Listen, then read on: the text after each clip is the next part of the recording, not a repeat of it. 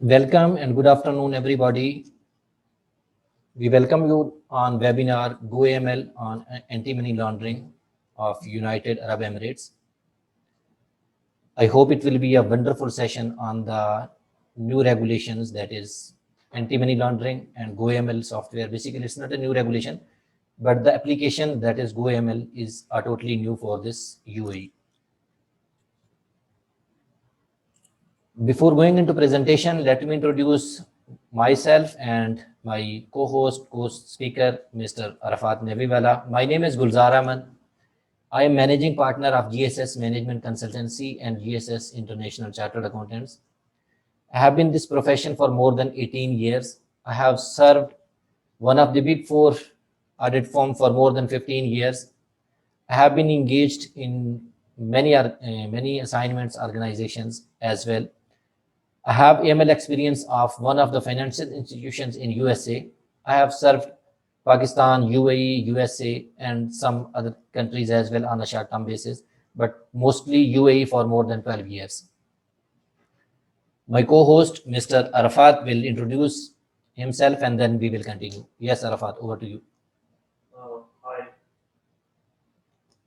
Hi, good afternoon, everyone. My name is Arafat Umar Nabiwala. I'm chartered accountant from ICAW, and I'm the fellow member of the ACC as well. So, well, based on my experience, I have more than 19 years of experience in financial management, WET implementation, governance, and the risk management. And mainly, I got involved in the AML and the governance framework implementation for one of the biggest banks, Investec, in the South Africa. So yeah, that's what about my introduction. Thank you, Arafat, for your wonderful introduction. And in today's session, what we are going to discuss, can you briefly explain that one? Thank you.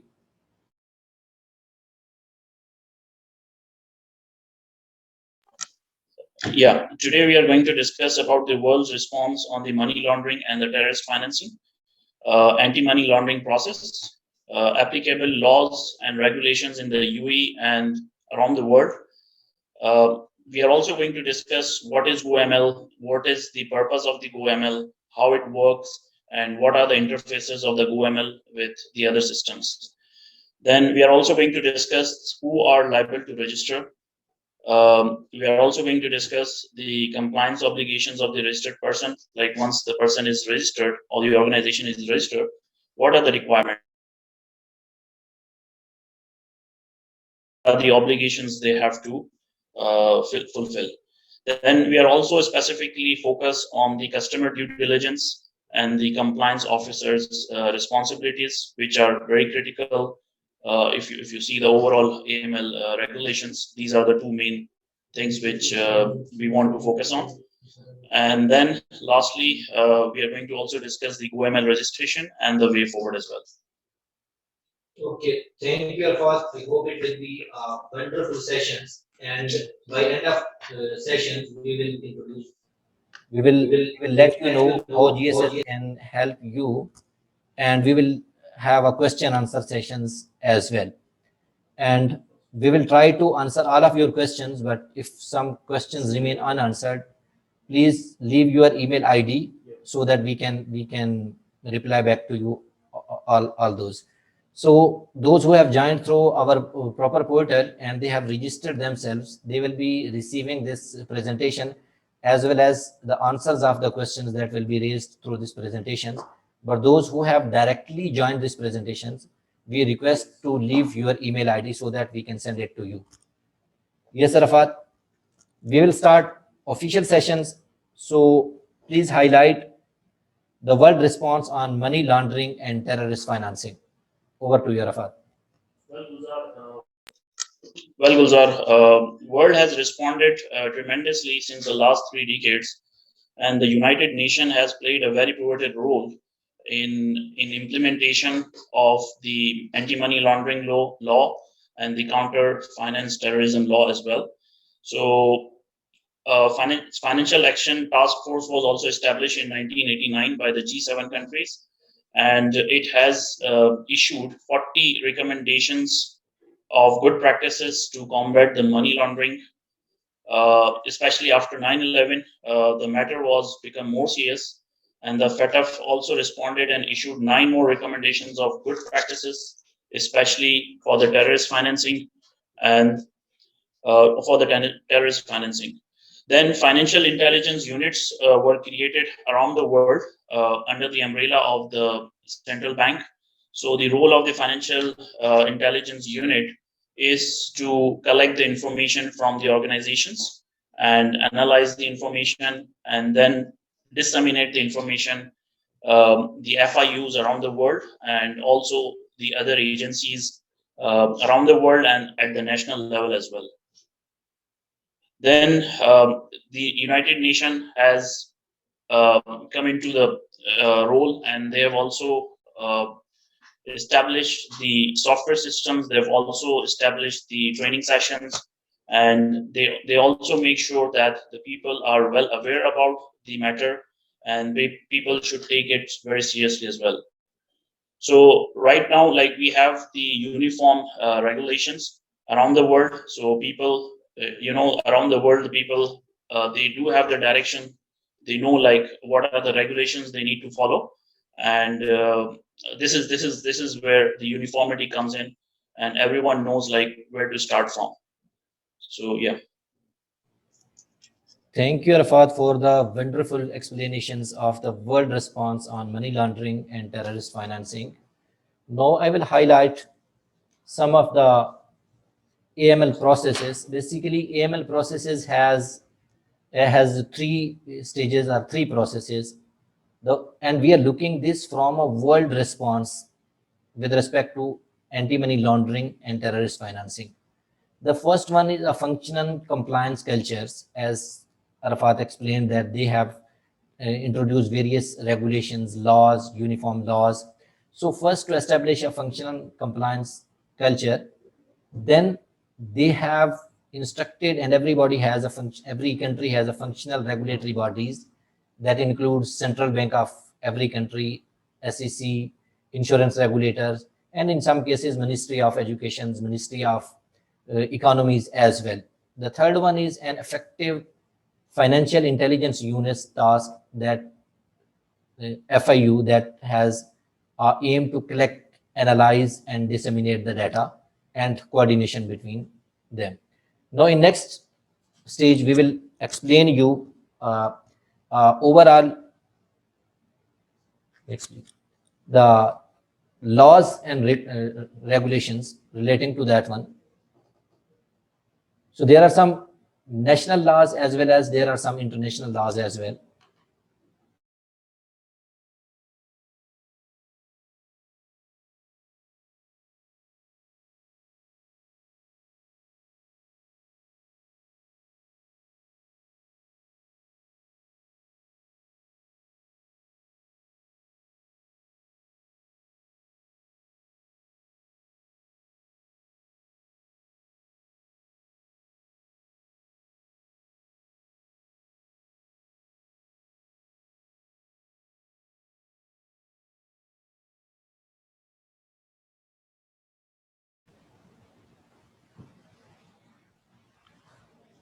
So next is Mr.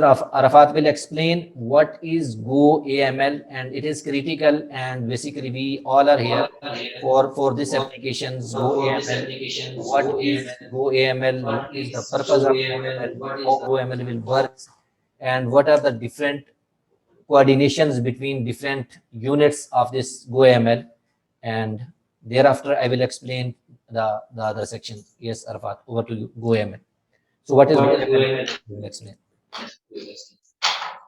Well, goAML is the integrated and the modular online software solution.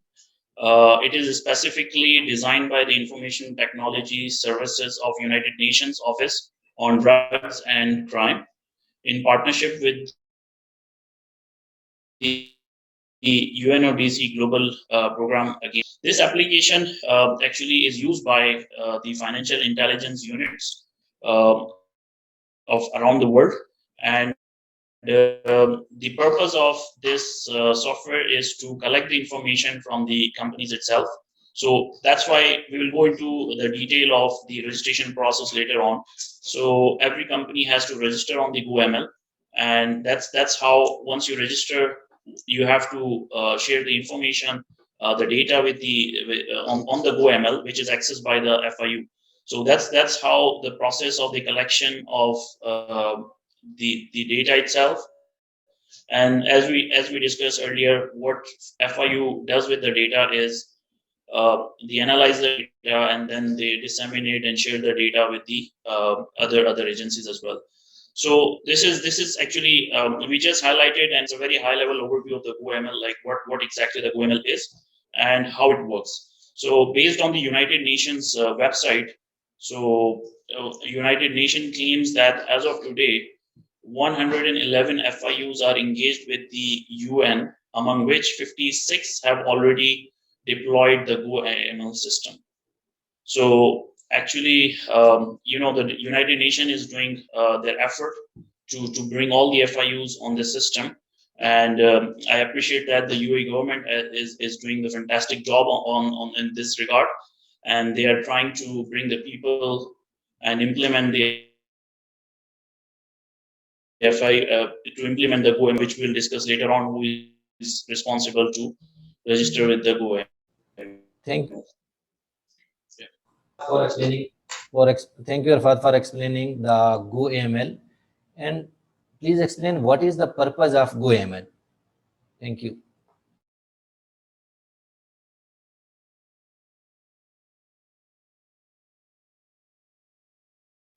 Yeah, so we need to know about the structure itself.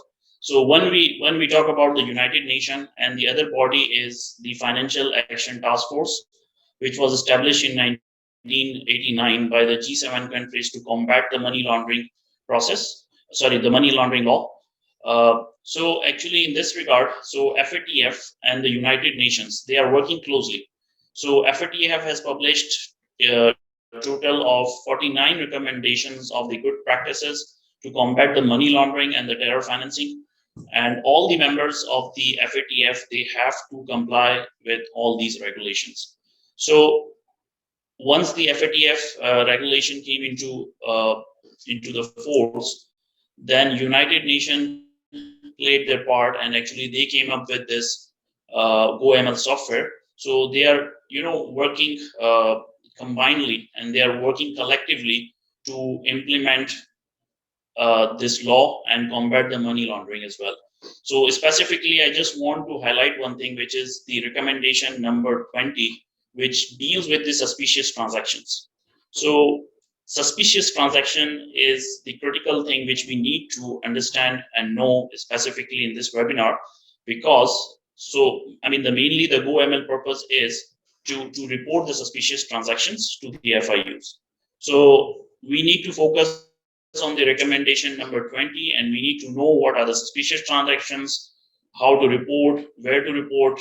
So this recommendation is very important, and this is where we are going to discuss about the goAML, and this is where the goAML came into the force as well. So in 2009, Office on Drugs and Crime of United Nations, they have conducted the study, and they found that $1.6 trillion being laundered.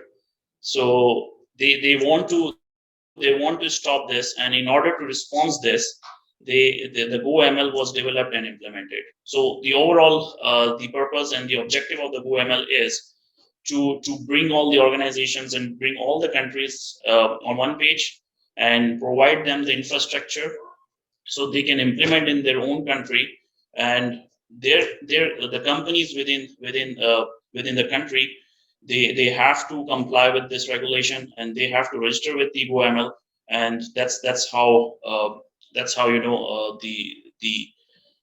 data is shared, and then FIU will do their job as well, and that's how collectively the governance framework is. Thank you, Arfat, for explaining the purpose of the goAML. In next slides, we will see basically how goAML will works. Already Arfat has explained, but we need some more bit details and how interfaces interact with each other. Over to Arfat. Yes. Well, thank you, Gulzar. As we are repetitively discussing about the operation of the goAML as well. So actually, if you can see the slide, we are talking about, or we are just segregating the overall function into the three. So the first thing is the collection part, and the other one is the analysis part, and the third one is the data exchange. So data collection is where FIUs will collect the data from all the companies. Let's say, for example, one company, once they are registered with a goAML, they have to appoint the compliance officer, and then compliance officer has to review all the transactions, and they have to make sure that all the suspicious transactions reports, all the suspicious transactions are reported through the suspicious transaction reports. Cash transaction report has to be submitted to the FIUs. I'm just giving some of the examples. So these are the data which they have to share with the FIU through the goAML system. So that's what the collection of data from the perspective of the FIU. That's a collection of data from the companies. Then what they do with the data is they do the analysis. So they do the rule-based analysis, they do the risk scoring, and they do this. They have their own process. So they need to do the analysis. So once the analysis is done, then they come up with maybe some unusual trends or maybe some unusual transactions. So then they need to exchange those data with the FIUs and the intelligence agencies around the world, and they have to exchange the data with the national database as well. So this is the overall process. So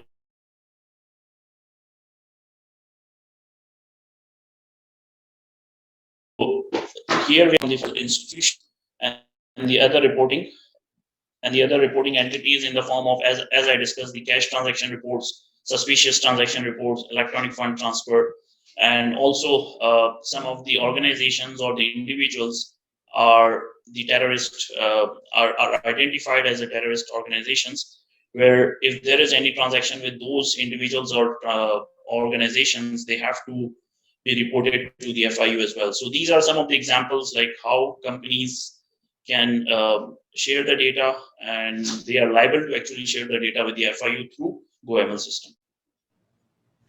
Thank you, Arafat, for explaining the process, how goAML will work in such a detailed.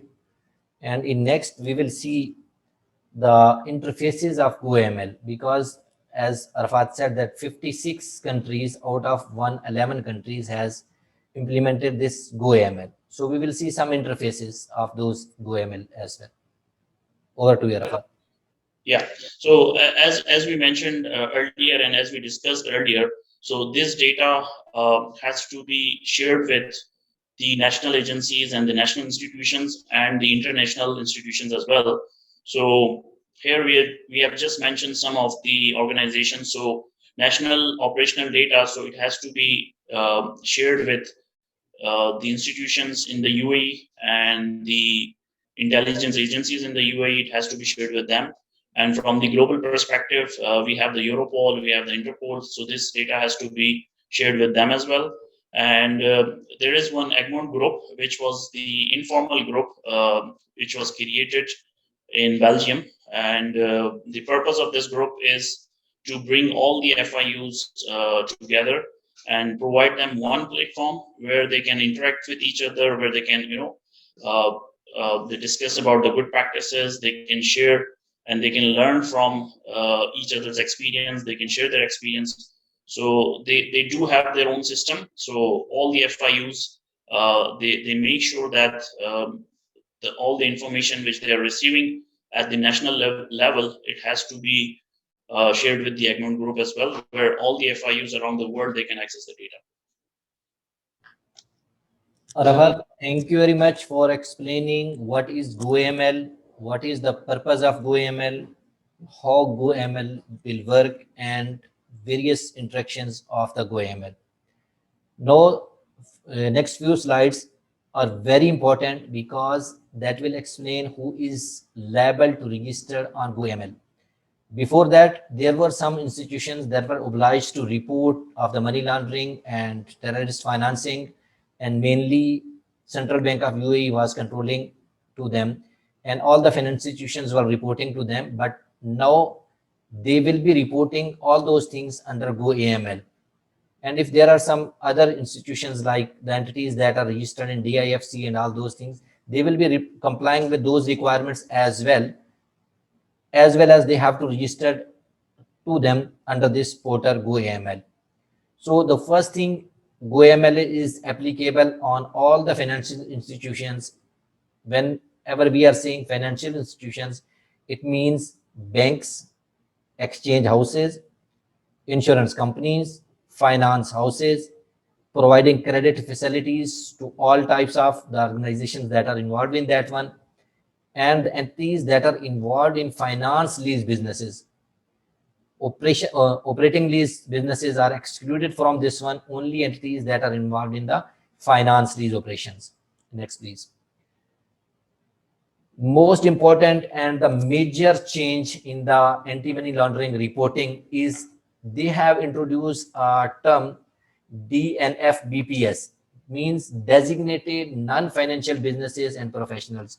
We have seen that financial institutions are obliged to report under this goAML, but there are some other categories of individuals or entities other than the banks that they have to report under this portal as well, that are named as designated non-financial businesses and professionals, and we will be normally using the term DNFBPS.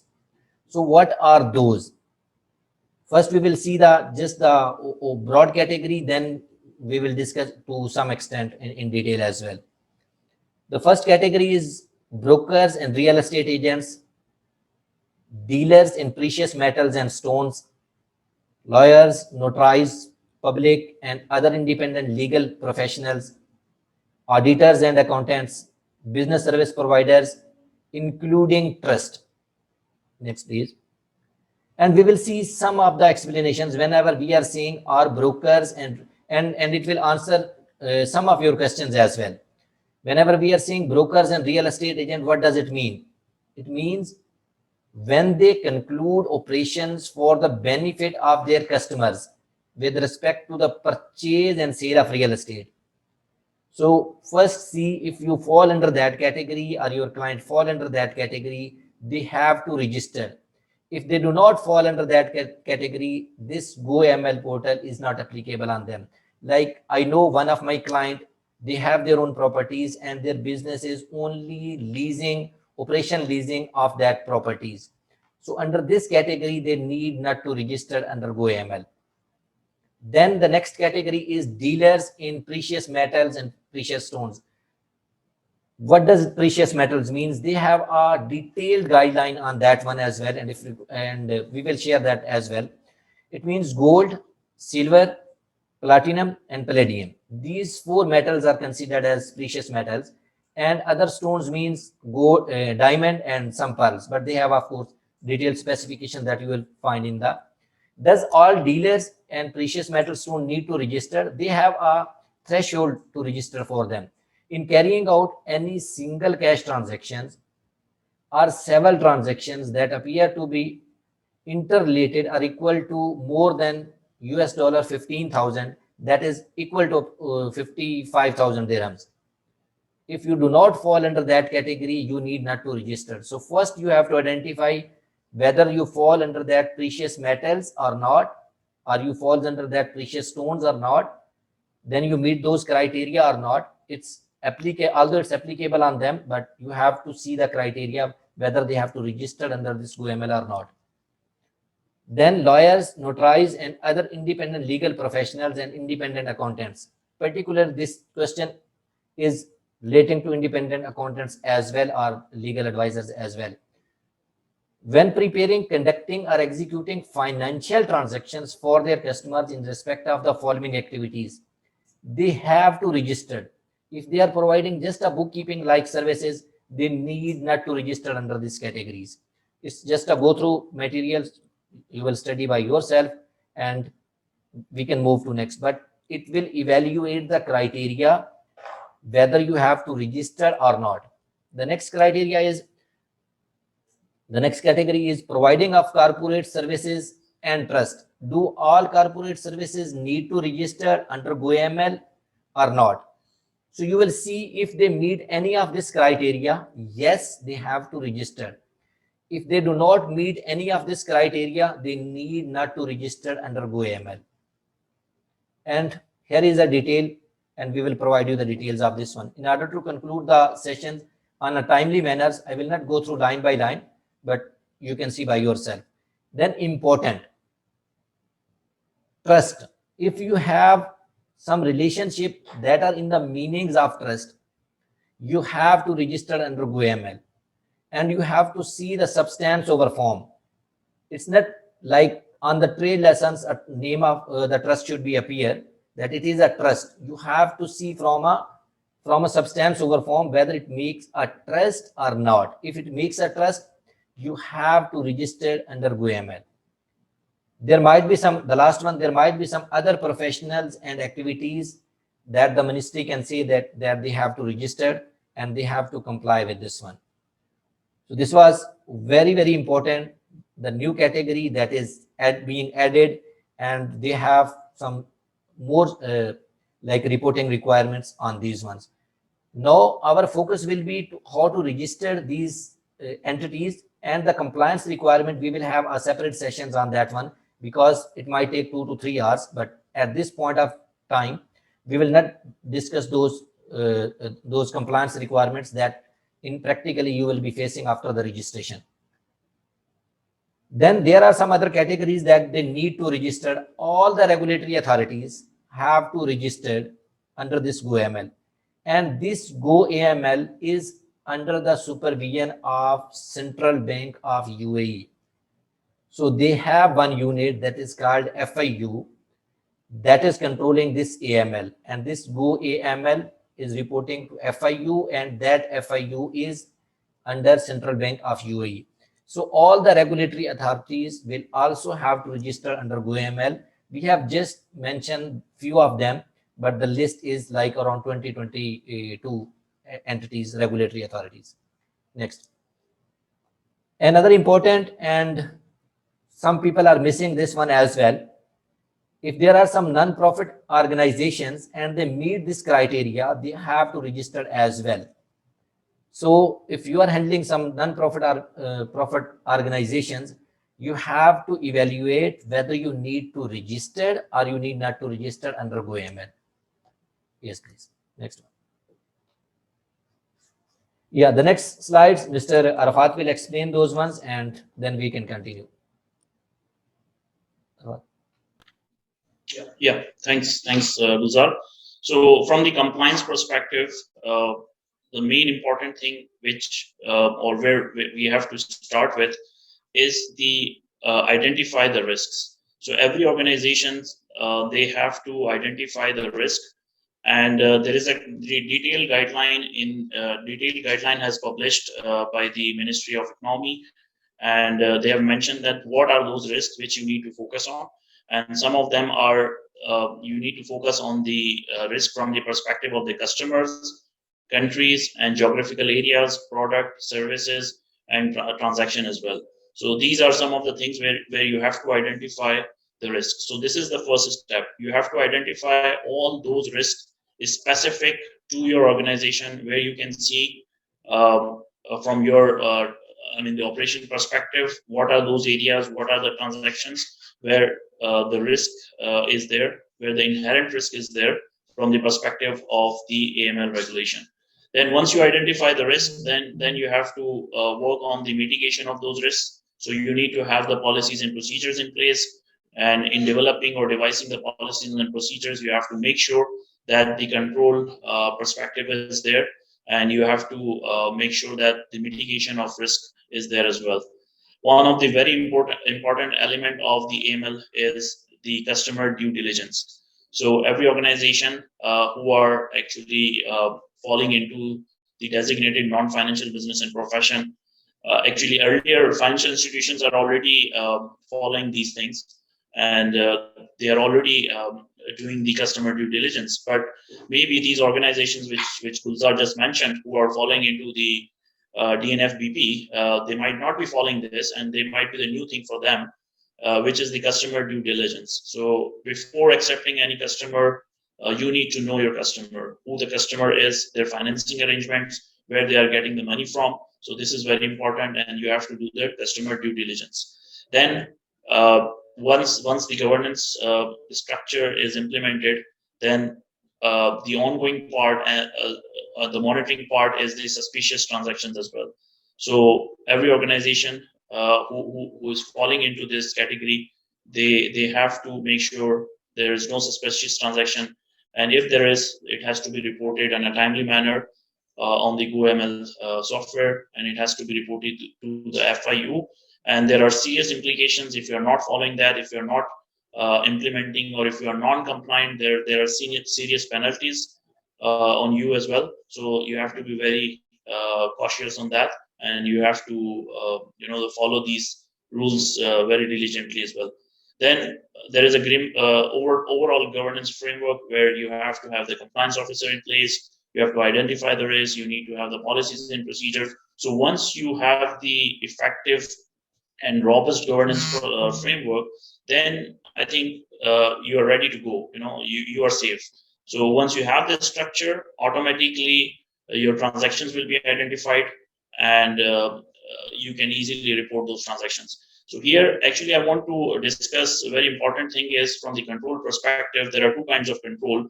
So one is the proactive control and the reactive control. So if you're talking about the governance framework, so you're talking about the proactive controls. So once you set the governance framework where you have the policies and procedures, you have all the directions, for the employees, so they know actually, so what they need to do. So this is preventing to this is preventing for anything to happen. So this is, you are stopping from the governance framework. So if you have the good governance framework, you are stopping wrong things happen.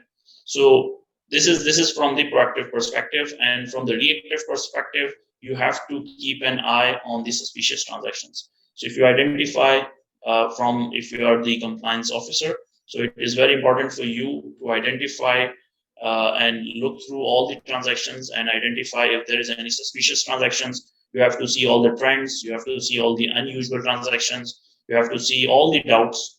And you have to keep your eyes open. And if you have any suspicious transaction, you have to report through goAML to the FIU. And then lastly is the maintaining the records, which is also very important.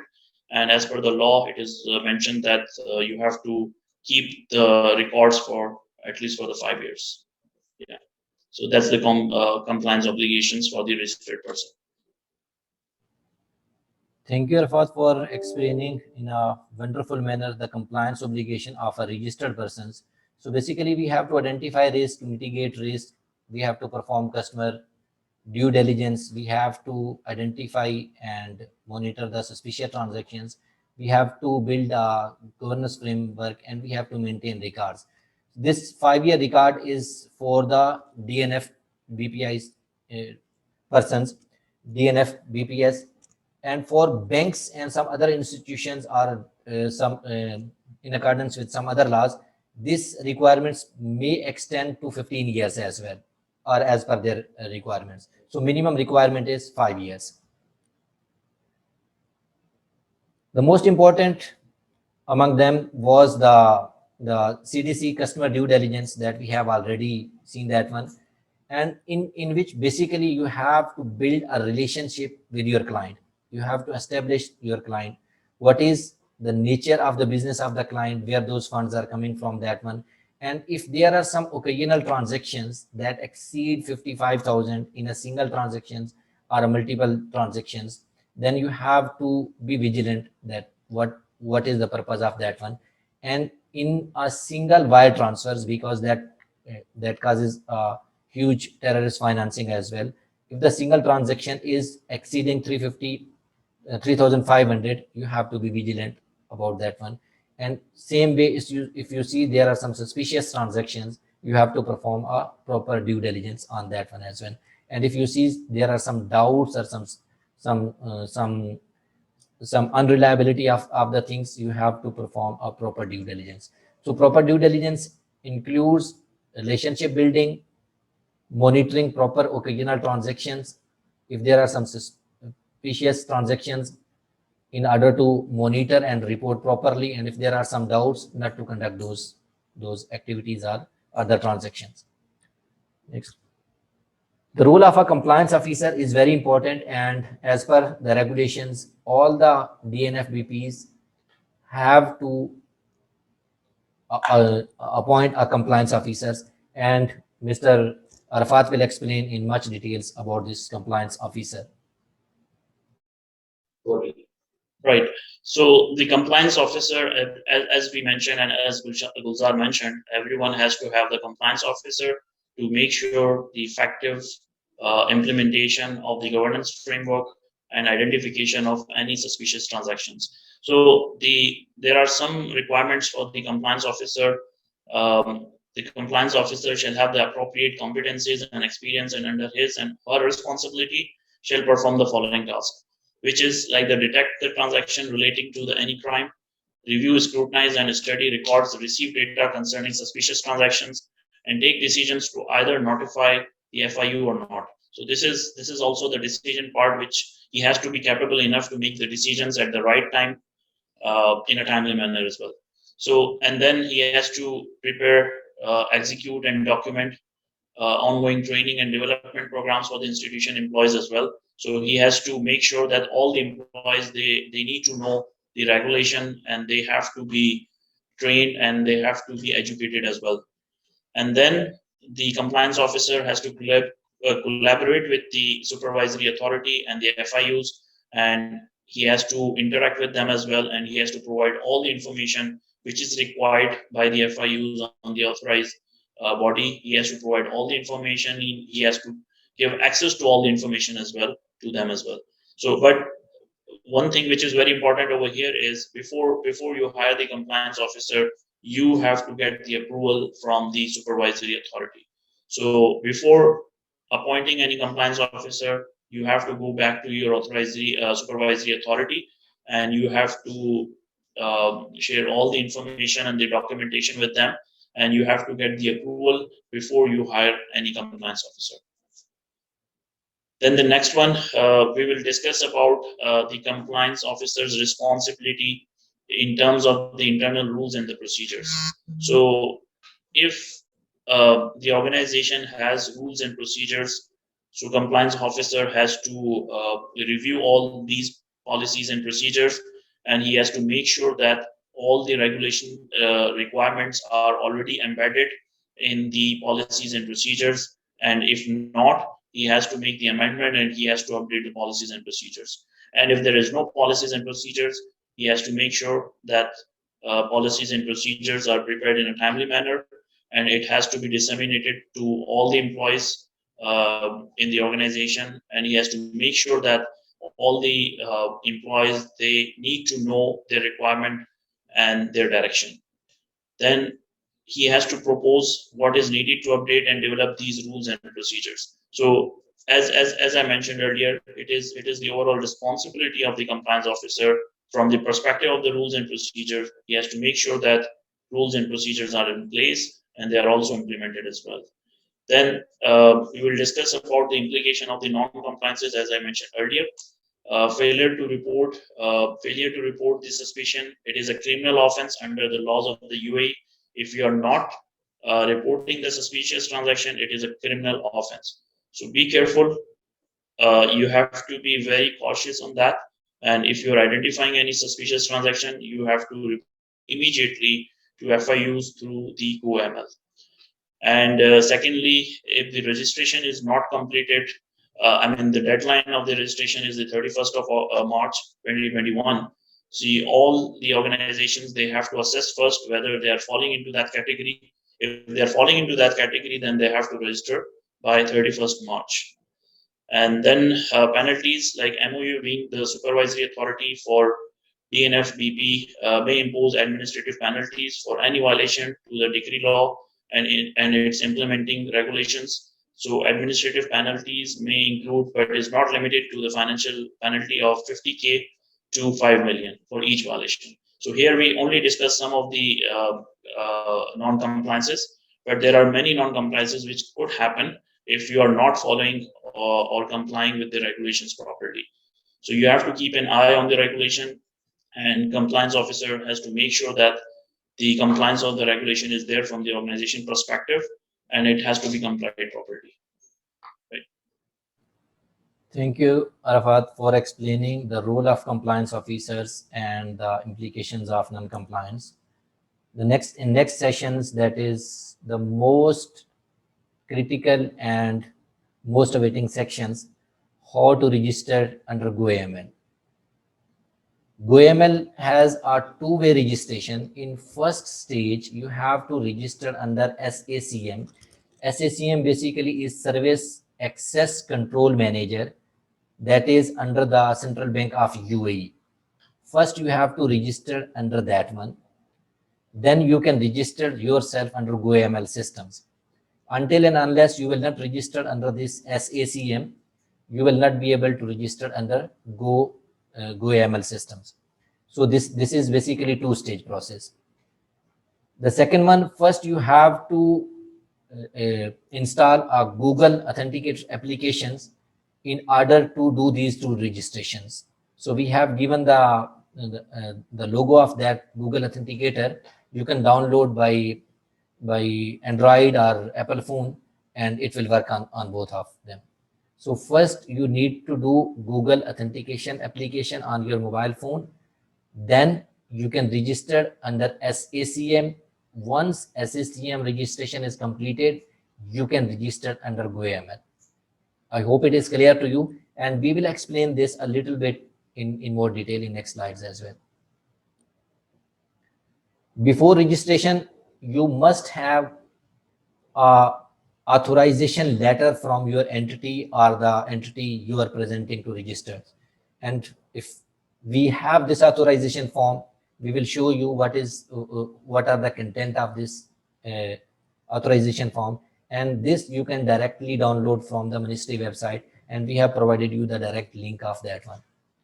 Then you will need a passport, resident visa, and Emirates ID as well. So a non-resident person cannot be appointed for this purpose. So he has to be a resident. Passport, resident visa, and Emirates ID. Then for entities, there will be a trade license or commercial license copy of the entity as well. Please see this note. All documents must be added in one attachment, and the total size will not exceed 1 MB. If you will attach 3 different attachments, it will not accept. So you have to basically merge all these documents, and the size should not be 1 MB. Then download the Google Authenticator application on the phone. This application contains the password for the SACM. And as I said, SACM is a Service Access Control Manager established by the Central Bank of UAE, and its password changes every minute. And after this sessions, you can just go and install this Google applicator, and you can see that it's changing after every minute. Next one, as we said, that first we will need the authorization letter. So here is a format of the authorization letter. It will contain the date, the number, and to whom you are addressing. It should be addressed to Financial Intelligence Unit FIU of UAE. You can mention UAE as well, but of course you are in the country of UAE, so if you will not mention, it will be automatically assumed that it is to Financial Intelligence Unit of UAE. Then you will mention these are our employees. You can mention one employee, you can mention 2 employees or more than 2 employees as well. One can work as an admin and the other can work as user, or you can delegate this power to only one employee as well. But you have to mention who will be admin and who will be user. Even if it will be a single employee, but you have to mention 2 times that this will be admin and this will be user. And at the end, you will put your name, sign stamp, and it should be on your company's letterhead, and you can do your registration in that way. If you feel any difficulty, we are here to assist you, and you can contact us and we will help you as well. Next one. What will be the way forward? So Mr. Arafat will explain to you, then Yes, over to you, Arfan. Yeah, Gulzar, first of all, the assessment is very important. Every organization has to assess their eligibility, their criteria, whether they are falling into the definition of DNFBP. If they do, then they have to register with the goAML. Then the next step is to register themselves with the goAML. Then they have to structure their own organization, and they have to make sure to appoint or outsource the compliance officer. Then they have to identify and assess the MLTF risks. Then establishing, documenting, and updating the policies and procedures to mitigate those risks. Then maintaining the adequate risk-based customer due diligence forms. Maybe you can come up with the checklist or the forms. So every time it will be very handy and very easy to use for your the employees. And then ongoing monitoring procedure has to be there as well, where you can identify the suspicious transaction and you can report back to the FIUs. Then identifying and reporting the suspicious transactions, as I mentioned, and then putting in place an adequate governance framework. So overall governance framework is having your own compliance officer, having policies and procedures. I mean, you need to have all the ingredients in place. So make sure that you can identify easily all the risks and mitigating those risks as well. And as we discussed earlier, maintaining the adequate records for the 5 years or minimum 5 years, and maximum it can go to the 15 years. So yeah, so this is the way forward, and you have to make sure that you need to have these things in the sequence. Thank you, Arfat, for explaining the way forward. But at this point in time, there are two main important things that you need to perform. Number one, an assessment whether you have to register under goAML or not. If yes, then you have to register before 31st March 2021. The next steps you can perform after 31st March, but at this point in time, you have to assess your entity as well as an individual. If you fall under that category that needs to be registered under goAML, you have to register because the penalties are very severe and you have to be a proper assessment for that one. The second, if you fall under that category, you have to register under goAML, and that procedures we have already explained to you. Yeah.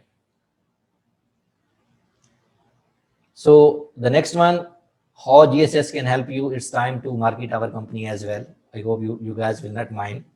So how we can help you? We can perform an assessment whether you or your entity falls under this goAML registration or not. If yes, we can perform, or we can do assistance for the registration of goAML. We can provide you a compliance officer support as well on a full-time or a part-time basis. We can identify and assess goAML risk. We can highlight the mitigating factors as well. We can prepare and establish policies and procedures as well. We can perform CDC, customer due diligence, on an ongoing basis on behalf of you, and we can identify and notify to you suspicious transactions, and that you can of course be reporting to under goAML. And we can devise a governance framework for you, and we are also providing and already providing trainings and to the employees of some of the organizations as well. So we can also train your employees as well.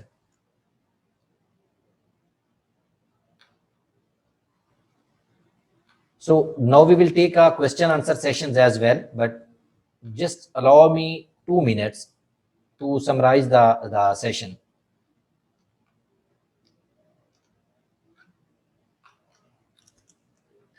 Basically, we have seen this from a point of view of anti-money laundering and a new application, that is goAML. The entities that need to be registered before 31st March, deadline is 31st March 2021. We have seen the world response on anti-money laundering. We have seen the applicable laws and regulations on the anti-money laundering. Then we have seen what is goAML, what is the purpose of goAML, how goAML will work, and what are the interfaces that goAML will interact, and the most important, who are liable to register under goAML on goAML. We have seen that as well. Then we have seen the compliance obligations of a persons who are required to register under goAML. Then we have seen some CDC customer due diligence as well. Then we have seen the registration process that we have to follow that one as well. Now we will take the question answers of you, and we will be more than happy if you leave your email ID so that we can also reply on your email as well. And those, as we mentioned earlier, if someone has directly joined without registration, kindly leave your email ID so that we can send you the presentation material as well.